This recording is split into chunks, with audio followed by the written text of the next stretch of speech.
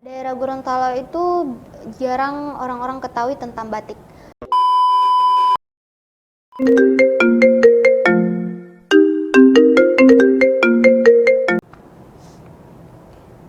Assalamualaikum warahmatullahi wabarakatuh. Hai sahabat ponsel, podcast and counseling dimanapun kalian berada. Bertemu lagi dengan aku Rezila Quinsa yang kerap disapa Rezila. Nah sebelum itu sahabat ponsel udah subscribe, like, comment, and share belum di channel MTSN 1 Go TV ini? Kalau belum silahkan tekan tombol subscribe di bawah ini. Dan selain punya channel YouTube, MTSN 1 Go TV juga punya IG-nya loh, yaitu MTSN 1 Go _TV dan laman Facebook yaitu MTSN 1 Kota Gorontalo. Jangan lupa di follow ya. Nah sahabat ponsel, kita kan udah memasuki bulan Oktober nih ya. Tepat pada tanggal 2 Oktober 2022 kita semua sedang memperingati Hari Batik Nasional. Dan ponsel kali ini pasti kita akan membahas tentang Hari Batik Nasional. Dan untuk narasumber hari ini kita sudah menghadiri sahabat Nadia Nahdah Katili yang sudah mau jadi teman buat aku buat ngobrol-ngobrol ya hari ini tentang Hari Batik Nasional. Untuk lebih jelasnya kita persilakan untuk sahabat Nadia untuk memperkenalkan diri. Oke, makasih ya Rezila sebelumnya. Oke, halo semua teman-temannya. Perkenalkan nama aku Nadia Nahdah Katili. Aku biasa dipanggil Nadia dan aku di sini sebagai narasumber. Dan aku di sini sebagai salah satu siswa MTSN 1 Kota Gorontalo. Dan aku juga tergabung di salah satu organisasi PIK Remaja MTSN 1 Kota Gorontalo, sama seperti host terhebat kami ini. Bener banget sahabat ponsel, aku tergabung di organisasi PIK Remaja MTSN 1 Kota Gorontalo. Oke, back to topic.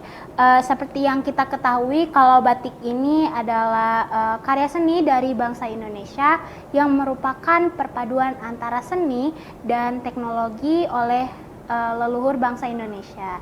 Nah, aku mau langsung minta tanggapan dari Nadia. Menurut pendapat Nadia sendiri nih ya tentang batik, sebenarnya batik itu apa sih? Oke, jadi batik ini adalah salah satu hasil karya bangsa Indonesia, sama seperti yang Rezila bilang tadi. Batik ini adalah dari mulai seni dan teknologinya ya. Batik ini juga adalah salah satu warisan dari nenek moyang kita semua. Dan batik ini juga berkembang sampai pada suatu tingkatan yang dimana tak ada bedanya dari mulai desainnya, motifnya, dan juga prosesnya. Oke, bagus banget ya tanggapan dari Nadia sahabat ponsel. Nah, seperti yang biasanya aku lihat nih ya, dan seperti yang sahabat ponsel lihat, biasanya corak motif dari bermacam-macam daerah tuh berbeda. Kenapa bisa berbeda-beda kayak gitu? Kenapa nggak sama aja gitu semuanya? Mungkin ada makna yang tersembunyi dari balik motif yang berbeda-beda dari macam-macam daerah ini atau gimana? Oke, jadi memang banyak yang bertanya kenapa ya motif di setiap daerah itu berbeda-beda, apa alasannya? Jadi latar belakang inilah yang berpengaruh karena adanya batik di daerah masing-masing itu berbeda-beda.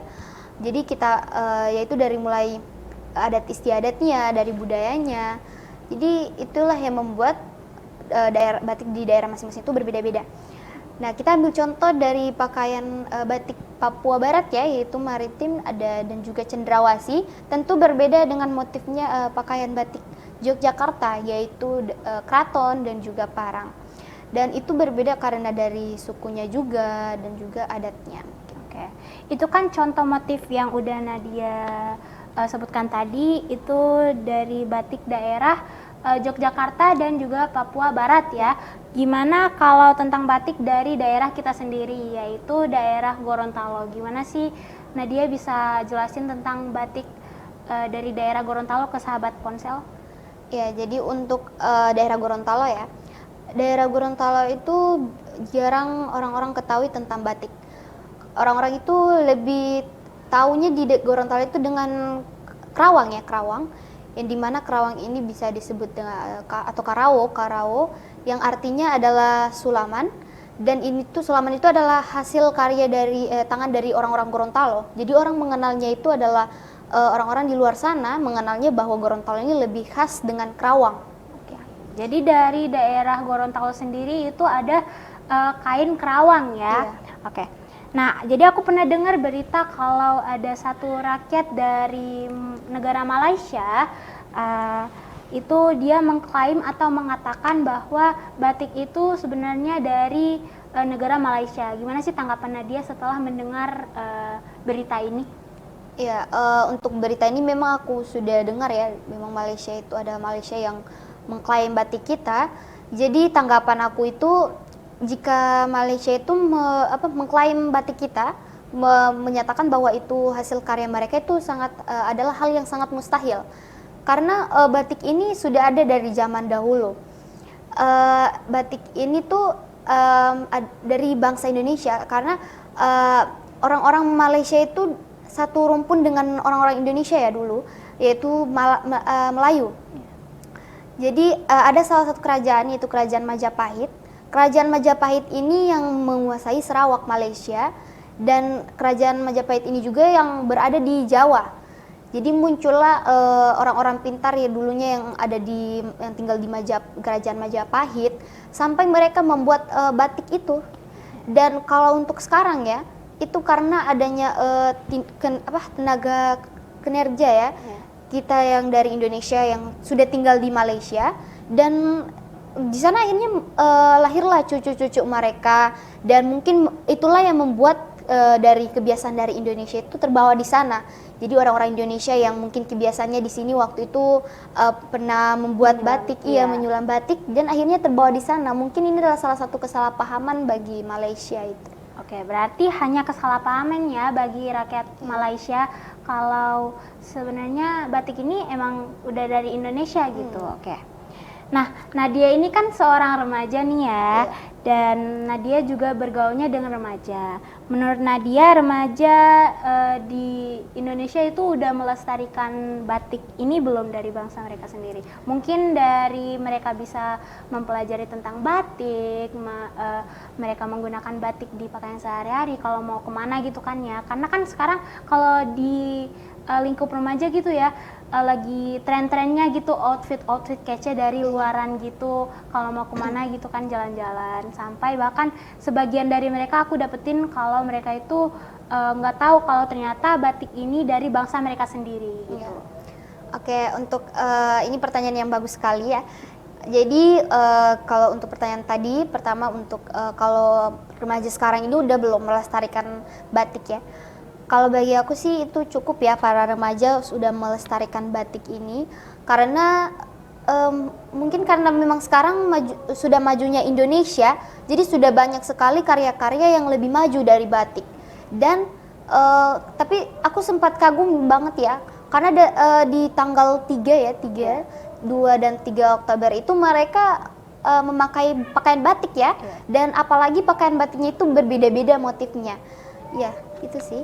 Iya, rasanya Nadia melihat pemandangan kalau teman-teman Nadia atau Nadia bisa lihat orang-orang yang lewat bareng Nadia itu menggunakan batik dari bangsa mereka sendiri, pastinya bangga banget ya. Iya. Oke. Dan mungkin ini bakal jadi pertanyaan terakhir ya buat Nadia. Apa sih pesan-pesan dari Nadia buat remaja zaman sekarang terhadap batik? Oke. Pesan-pesan saya sih untuk kalian para remaja-remaja ya, maupun kalian berada di tetap mau pakai yang mana saja, dan kalian mengikuti pakaian yang mungkin sekarang sudah tren. Itu kalian tetap jangan melupakan batik ya, hasil karya dari nenek moyang kita sendiri. Dan bagi kalian remaja-remaja, ayo kita hidupi di dalam kekeluargaan kita, masyarakat pun kita harus tetap mengenalkan batik ini ke mereka masing-masing. Dan kita contoh ya, dari itu pun batik kita ya, saking lupanya negara kita sendiri ya, saking kita memakai outfit yang sudah dari luar negeri sana, kita bahkan sampai lupa bahwa batik kita ini sudah ada motif-motifnya yang baru, dan motifnya ini batik kita sudah lebih terkenal di luar negeri. Jadi batik ada yang sudah ada motifnya lebih maju, bahkan salah satu itu mereka bisa memakai batik kita itu dalam fashion show ya di luar negeri. Dan Bagi aku sih jangan lupa juga dengan tetap mencintai tanah air kita sendiri, dan kalau perlu sekaligus ya baju rumah ya, mungkin ada yang contohnya biasa daster ya, biasanya dipakai di tongkrongan, apalagi remaja-remaja itu kan sekarang baju-baju yang sekarang dipakai setiap hari ada yang udah ada motif batiknya ya, itu kita pakai saja di setiap hari agar kita tetap menanamkan cinta tanah air. Oke, bagus banget ya pesan dari Nadia buat sahabat ponsel dan buat remaja-remaja Indonesia yang sekarang. Jangan lupa tetap diresapi, tetap didengar dan tetap lestarikan batik dari bangsa kita sendiri gitu, dan jangan lupa tetap mencintai karya buatan bangsa kita sendiri, karena kalau bukan kita yang melestarikan itu siapa lagi gitu ya kan, apalagi kita remaja ya, penerus bangsa Indonesia. Oke. Demikian ponsel hari ini seputar memperingati Hari Batik Nasional yang jatuh pada tanggal 2 Oktober tahun 2022. Aku berterima kasih ke sahabat ponsel yang udah mau dengerin bincangan kita dari awal sampai sekarang. Aku juga mau berterima kasih buat tim yang udah mau bekerja sama, dan juga terima kasih buat Nadia yang mau berbincang dari awal sampai akhir gitu kan. Oke. Aku mewakili namaku sendiri dan Nadia minta maaf banget kalau ada kata atau obrolan yang bikin kalian sakit hati atau menyinggung pihak manapun. Dan pantengin channel MTSN 1 Go TV untuk ponsel berikutnya, dan pastinya juga perkembangan madrasah yang akan selalu didokumentasikan di channel MTSN 1 Go TV ini. Jangan lupa selalu support MTSN 1 Go TV, hebat media edukasi. Aku Rezila Quinsa pamit undur diri, wabillahi taufik wal hidayah. Wassalamualaikum warahmatullahi wabarakatuh.